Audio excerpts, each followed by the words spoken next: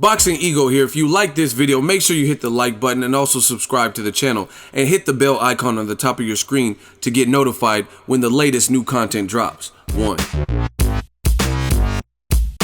That pack busted. That's the new mitt work. You know what I'm saying? The body protector pad, we gets it in. So if Terence Crawford, if he fought Pacquiao, he would. That's what it would be. That's what it would be. Pack busted. Pack busted. It's a nightmare. That style is a nightmare for Pacquiao because he. Is it a nightmare on Elm Street or is it Jason Voorhees? It's both of them in the movie, hunting your ass down with aliens and predators. Marvel and Capcom. And the Avengers and the DC Squadron. Terence Crawford too big, too skilled, too big and too skilled, blood. Too slick. That shit bothers Pacquiao. What about Jeff Horn? Nothing bothers him. I just need to see more of him. I don't know what he's gonna do against. What about Jeff Horn versus Aaron Coley? Man, Aaron Coley will fuck him up. You fucking serious? He would chop his ass up so bad. That'd be the worst shit you ever would see. It would be the worst? Especially with me coaching him. What horror movie would it be? Texas Chainsaw? It would be the new heavy. It would be called Junkyard Dog. That's how you chop him? Yes. It would be all right, chef. It would be a fucking rabid dog off a fucking leash. What, Cujo? On an infant. Can you imagine that? A newborn infant and a rabid dog just attacking him? So Freddie Roach, he just did an interview with the Manila Times, and he said Pacquiao, as of right now, isn't looking great in sparring. He actually went on record and said this is the worst Pacquiao has looked in these 5 rounds. He said Pacquiao he said this is the worst I've seen him spar ever. I can't believe what Freddie Roach says out of his mouth. Sometimes he just says shit just to... You think he's just throwing to make people buy into the fight? Yeah. So Jeff Horn, what is his chance on a scale of 0 to 10? 0. Why did you say it so fast? Does he have a high knockout ratio? Yeah, it's decent. 70 maybe. 70%? 73. Against what type of opposition?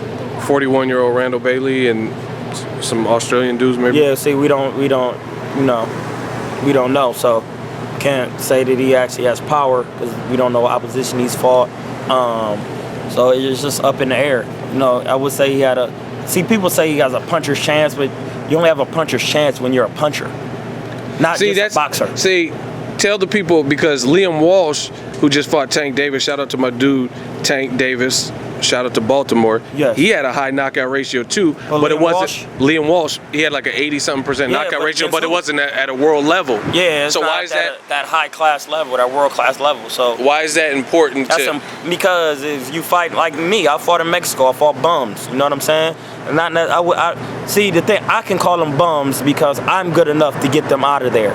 Regular casual people who don't know shit, you can't call them bums because you can't fuck with them. Even boxers that box can't really call them bums because you might not, another boxer might not be able to treat a lesser fighter as bad as I treat them because they're not on the level that I'm on. You know what I'm saying? So I'm saying that to say when Liam Walsh hasn't fought the world-class competition, he knocking guys out, he hasn't knocked out the people that are on Tank Davis level. And what you see when he got in there, he got fucking stopped. He was trying to hold the man wouldn't elect to let him hold. He was ripping uppercuts up underneath, going to the body, got his ass up out of there.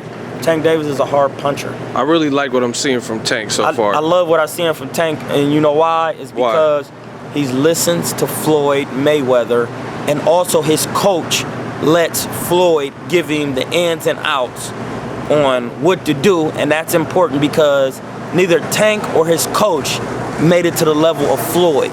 So he trumps everything. And as a coach, to let a man Floyd, who's been on that level, intervene and show Tank the ins and outs, speaks highly of him because he understands where that can take his fighter.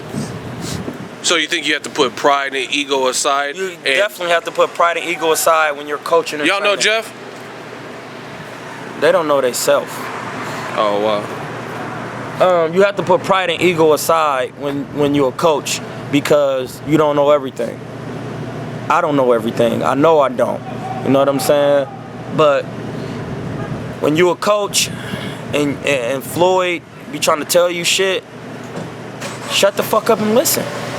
So you like that? That's what. Unless you Floyd's daddy, or you like a Eddie Mustafa Muhammad, or somebody else who been on a level like Floyd was on, then you can, you can say, well, okay, back when I was boxing, I did it like this, and I did it not, or somebody like that. So Roger Mayweather, or somebody like that. But if you ain't never been on Floyd's level and you coaching, and he trying to tell a fighter on his promotional team what to fucking do, it's not disrespectful. You just fall the fuck back.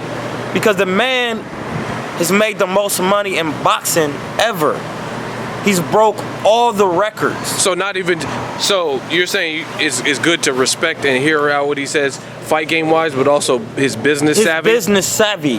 Soak everything up. Soak everything up, man. You never gonna go wrong. And you know what I'm saying? That's what you like about Tank. And that's what I like about Tank, man. And as you can see, if he keep that up, Tank, if you keep that up, nobody's gonna be able to fuck with you, blood. Because Floyd knows what the fuck he's doing. Second, his daddy know what he doing. Third, his Uncle Roger know what he doing. Fourth, his Uncle Jeff know what he doing. So how it's the a whole fuck bloodline. Can you go wrong? Like, you literally can't fuck up. So like, bruh, Tank is only gonna go. You know what I'm saying? So is he one of your favorites to watch out for under 25? Yeah, he my favorite to watch in boxing, period, because he do exactly what he's supposed to do. He uses the jab to the body consistently, and he always he tests the man's chin early. Now give some analysis to the fights that I'm hearing fans talk about would be in the future at some point. Tank versus Tevin Farmer, very slick defense out of Philly, and Tank versus Vasyl Lomachenko. That's down the line.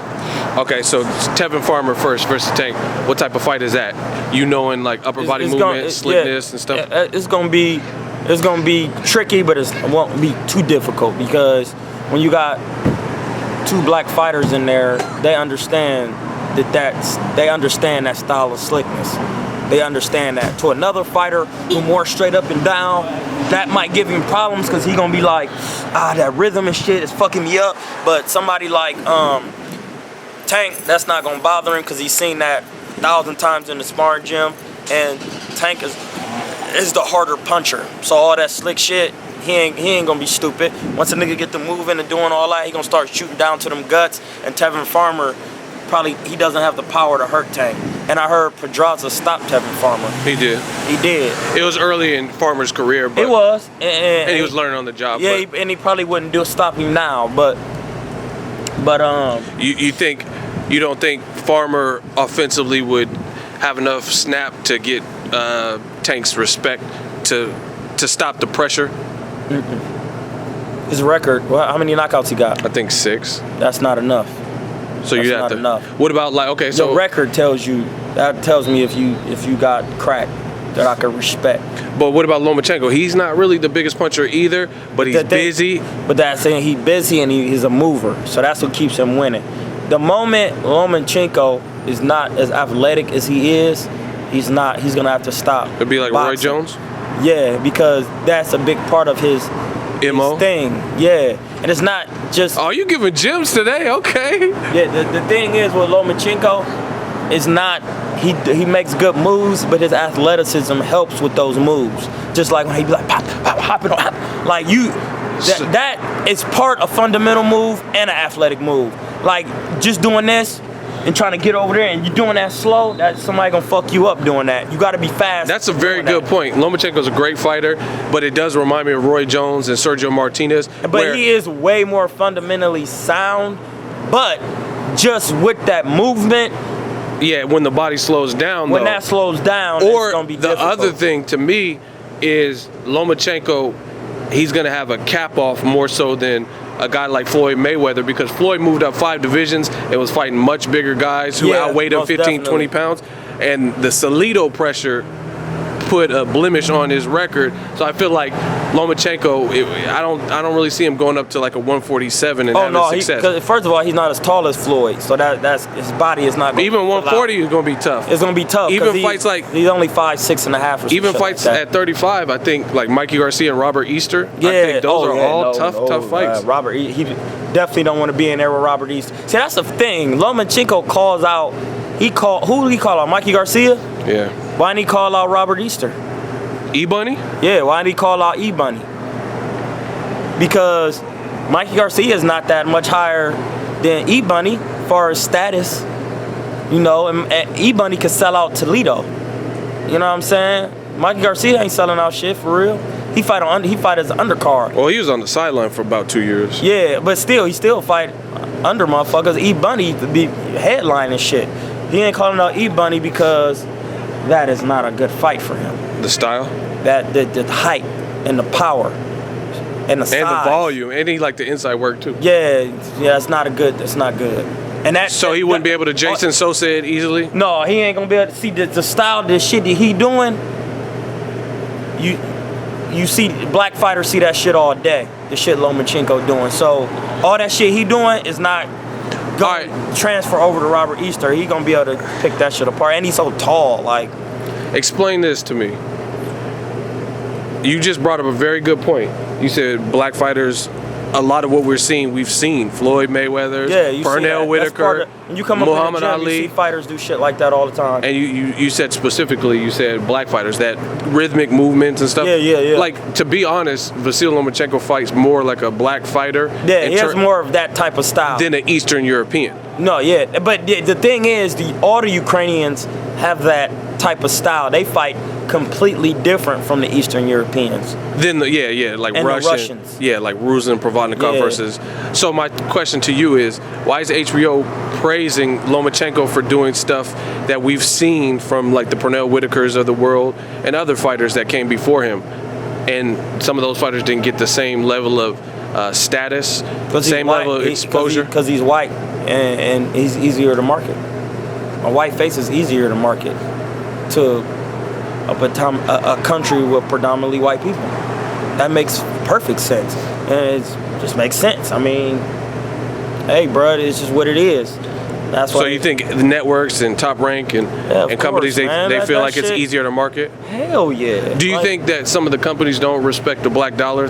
Meaning they don't think African American fans will shell out cash to see their fighters? No, they know they not, because that's the system that they put ahead to separate the people as a whole. So it's not just that they're about the black dollar. They know that they're not gonna. They know outside of friends and family that they need a bigger fan base. You see what I'm saying? Outside of friends and family, because my friends and family will come to all of my fights if they could. You know what I'm saying? But outside of that, my friends and family can't fill up a whole stadium. You see what I'm saying? So it's gonna be some white people in there. There's gonna be some Mexicans in there. So a white fighter is easier to market because white people are gonna show up to see a white guy fight. So do you see a contrast in the way? I don't mean to cut you off, but it's easier to support somebody who looks similar to you. It has nothing to do with like being racist on that point or prejudice on that point, but it's easier to market somebody on a broader scale, on the highest scale on TV, when they look just like you look. Do you see a contrast in the way Top Rank and HBO treated Guillermo Rigondeaux, El Chacal, versus Lomachenko? Of course. Everybody could see that. Motherfucker ain't lost a fight. Be breaking jaws, making people look fucking crazy in there. Beating Nonito Donaire when he was at his prime. You know what I mean? Like, brother, and he beat Nonito Donaire and then didn't fight for 10 years. Who? Rigondeaux. And they ain't even been 10 years. Oh, you're saying he had an inactivity? Yeah, and he beat their best fighter at that weight. Why didn't he fight for so long? Why has he been so inactive? First, because don't nobody want to fight him.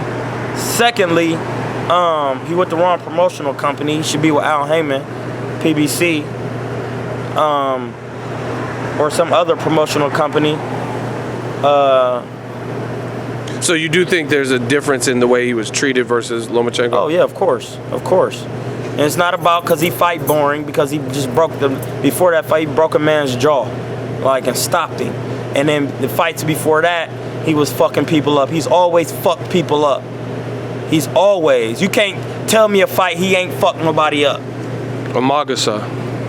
He had his face looking like a Nagasaki. Like I said before, bro, that motherfucker be fucking people up. What did his face look like? A Nagasaki. What's that? I don't even know what that is. That's how he was looking? That's how he was looking, like he drunk a sake of a magi. That was actually a featherweight that came down. It came down. So he was big, naturally big. Well, we could talk about this shit all night, how they treat Gennady and how they treat, Guillermo, but I understand. What about Chocolatito? Who's the nicest out of all of them? Rigondeaux, Chocolatito? This is what I want the fans to explain to me. How the HBO is praising Chocolatito, and he a dark fighter. They both have a Latin base. But Rigondeaux speaks Spanish, she from Cuba. Chocolatito speaks Spanish, she from Nicaragua, and they both dark. It's because one, it strictly looks like a black motherfucker. You know what I'm saying? He doesn't look like an indigenous Cuban. He looks like an African. You know what I'm saying? And he has a very technical style. He doesn't throw a lot of punches. It's not like a Mexican style. Like Chocolatito is made. Like people want to see him fight because he throw a lot of punches, come forward, and he get hit a lot. You know what I'm saying? Rigondeaux is not for that. He's here to show you that the Cuban style reigns supreme. And that's what he does. And motherfuckers don't want to see that. They're trying to market the boxing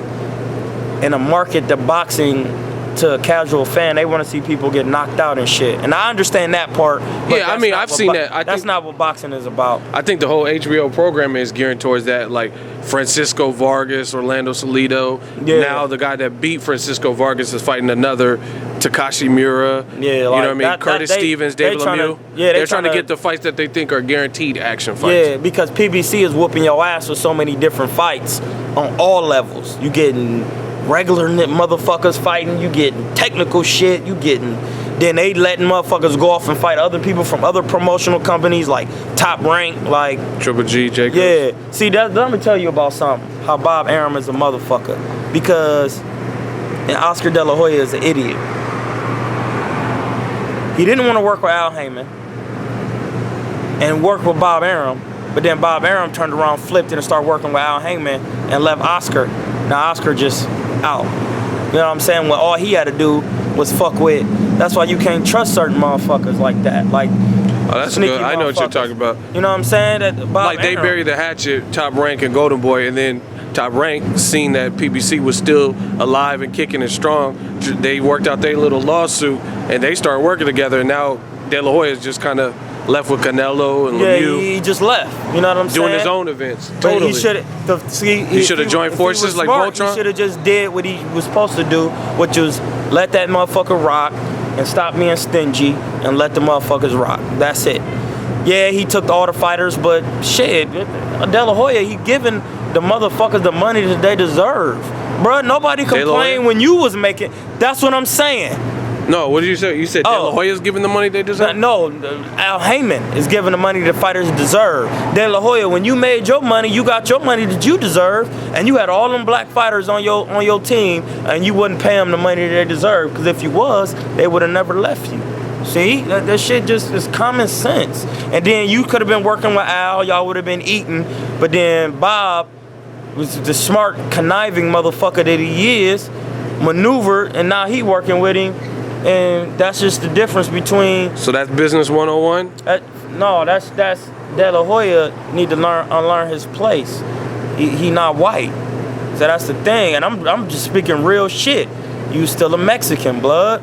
You still gotta move how you move and be leery of certain people. And he wasn't leery of Bob Arum. He should have been teaming up with Al Heyman, which was the smart move, as you can see, because he got all the fucking dates. But you didn't. You tried to shit on him. Your shit backfired. Bob Arum started working with him. Now you left out. just dumb, blood. And the motherfuckers just trying to shit on the black man, and you see how it worked. Al Heyman knew what he had in order already. De La Hoya fucked up with that, man. He just didn't. He wasn't smart with that. You gotta watch people like Arum, blood. You gotta watch people like Arum, Trump. You gotta watch them type of people, blood. Got to. Do you think they care more about themselves? They supposed to. You black, right? You care about black people.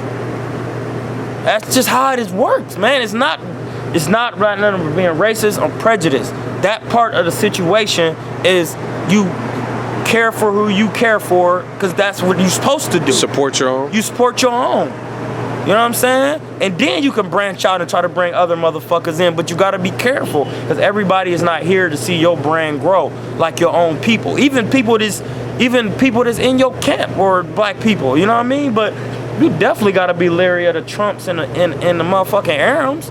You seen the move that he pulled. And tell me I'm lying. You seen it. He tried to shit on it. Then when the shit all planned out, you got Terence Crawford fighting Felix Diaz, who was an Al Heyman fighter. And John Molina Jr.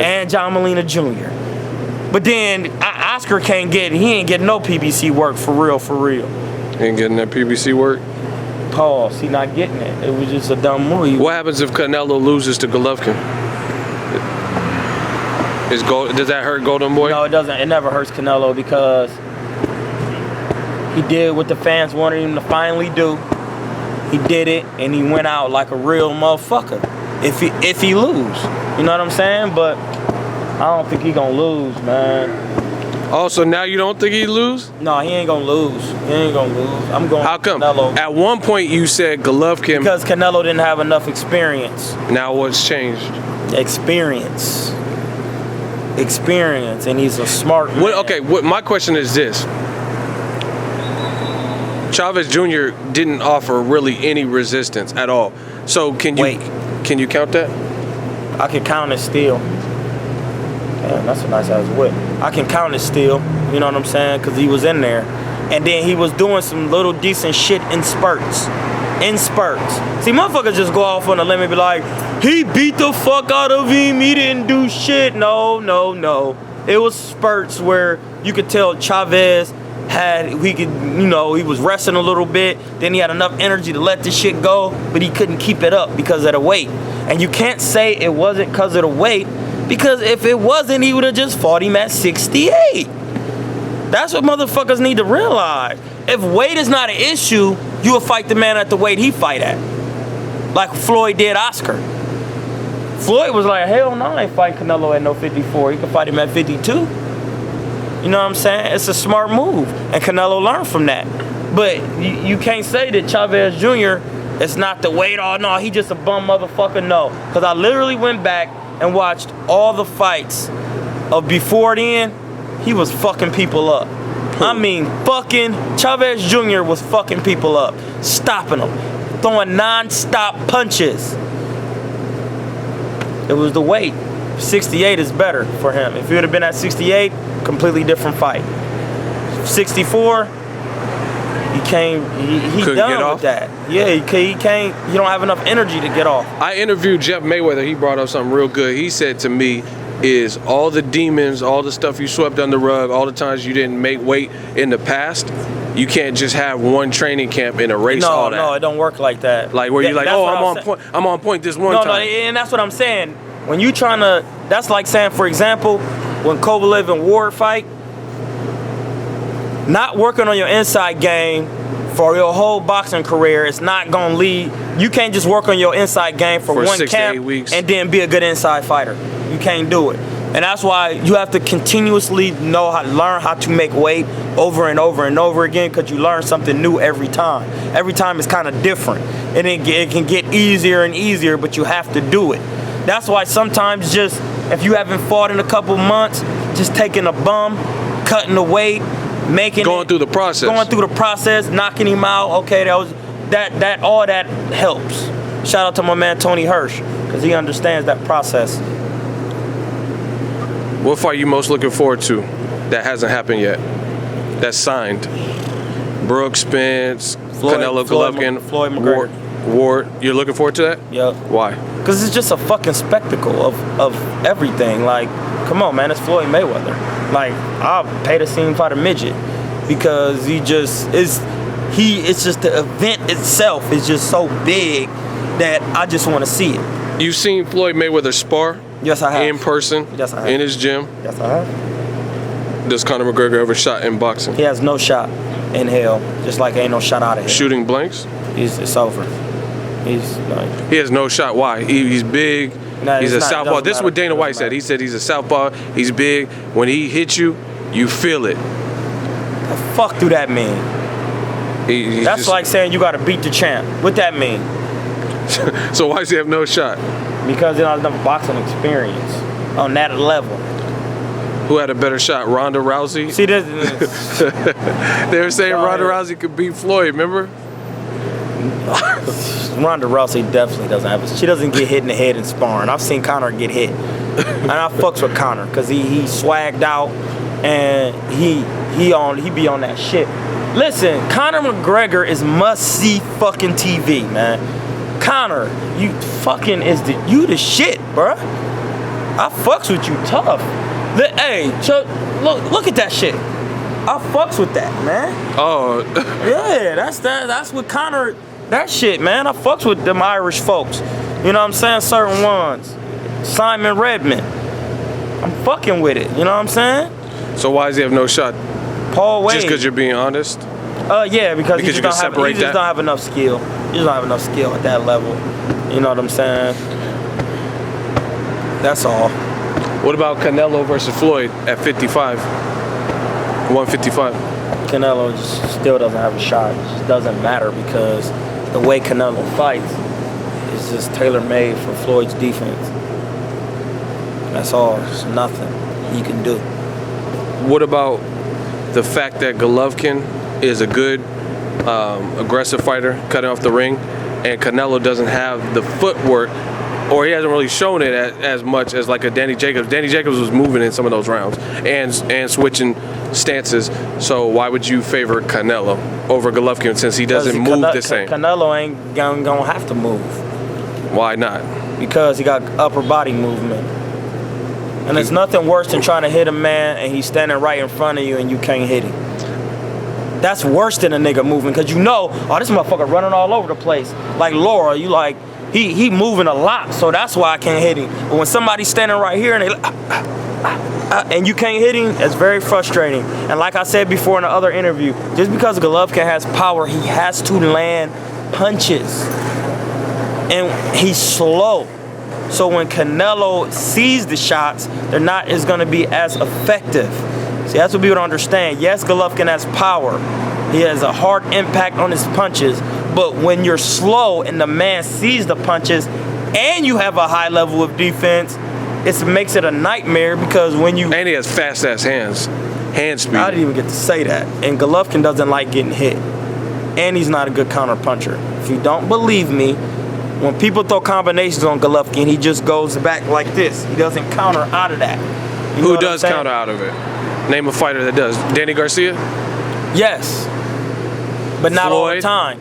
You have to do it over and over so that he can respect it. Yeah. You have to throw a whole bunch of punches on Danny Garcia. Then do it again. Then eventually he'll be like, okay, he doing it.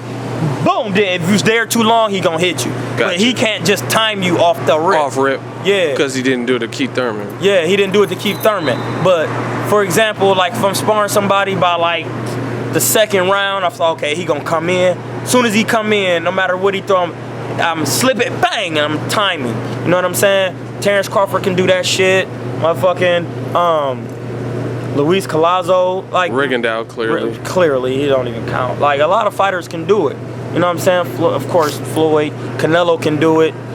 You know what I'm saying? He did it against Cotto. You know what I'm saying? He does it all the time. So talk about you said Golovkin doesn't like being hit. What makes you feel that? Because when Hey, hold on. We gotta dumb this all the way down because I know what you're talking about. Other fighters that are watching this probably know what you're talking about.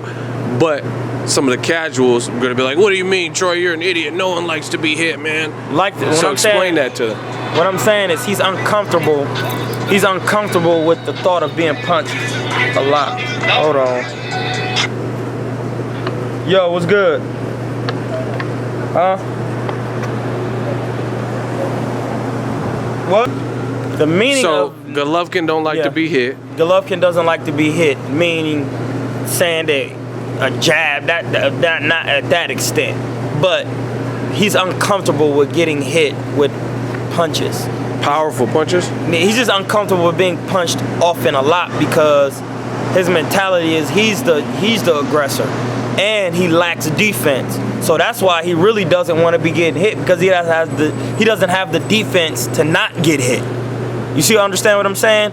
And he knows that. What about the blocking? He's pretty solid with blocking and shifting. Blocking. People will pick that shit apart on that level. You can't just stand there and block. That's why when Danny Jacobs was throwing combinations, he was going back. He wasn't throwing back. He would just wait till he's done and then have to reset all over. So you don't like how I noticed what you're talking about. I was at the fight. Yeah.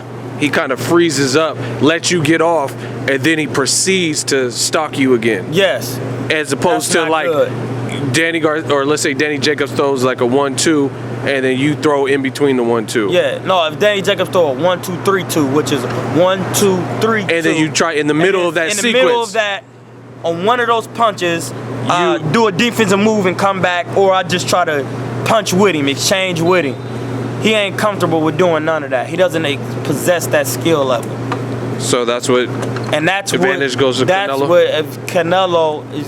Watch, I'm trying to tell you. I'm not saying it's for sure going to happen, but Golovkin is going to be trying, because Canelo doesn't try to run. He doesn't try to. I don't even like using. He ain't going to be. No, I know what trying to box in a sense of moving around. He going to get in that motherfucker and be right here. And, you know, I got to give props. Canelo's 26. That motherfucker, you could tell he's been fighting because he's composed. Man, that motherfucker like he's like relaxed. The bigger guy, like Liam Smith, looked pretty big. Yeah. Chavez Jr. and he looks so relaxed. You could tell he's been scrapping since 15 as a pro. He's gonna come in there just like he did with Chavez Jr. and say, "I don't give a fuck if you bigger than me. I'm about to show you." And then yeah. And then when Chavez Jr. get off, he gonna block this shit, not show any facial expression like the punches was real, but he ain't gonna do that. Golovkin gonna throw that shit. He gonna slip it, crack Golovkin in between it. Golovkin gonna back up. Golovkin gonna try to do this shit again, get cracked, and then Golovkin is gonna be uncomfortable at that moment. And if he doesn't make an adjustment, he's gonna fuck around and lose. He might not get stopped, but he gonna lose because he ain't gonna be able to adjust the speed and the punches of Canelo. Canelo don't have to hurt Golovkin, but those punches are gonna hurt Golovkin. That's what people don't understand. You don't have to be a knockout puncher. You know what I'm saying? But hitting somebody often and over and over. If that's the case, then why did Floyd beat him? Because Floyd couldn't hurt Canelo, but them sharp ass punches, you don't want to feel that shit. And we out on that note, bitches.